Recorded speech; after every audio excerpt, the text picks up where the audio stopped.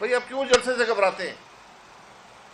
जलसे करना अवाम का हक है, अपोजिशन का हक है, ये बुनियादी हक है। आपका आईन आर्टिकल 16 आपको ये हक देता है। उसमें ये इजाज़त है कि आप माकूल हद तक कदगन, रीजनेबल हद तक आप कदगन लगा सकते हैं अवाम के लिए, ताकि अवाम को तकलीफ ना हो। तो यहां पर जो कानून बना है वो तो मुकम्मल तौर पर आज आप इस्लामाबाद में कोई अमल करेंगे, अगर आप 15 सहाफ़ी यहां से निकल कर जाएंगे इस सामने वाले ग्राउंड तक, तो आपको 1 हफ्ता पहले इजाज़त लेनी होगी। इजाज़त देना दे उनकी मर्जी है, वो कहेंगे नेशनल सिक्योरिटी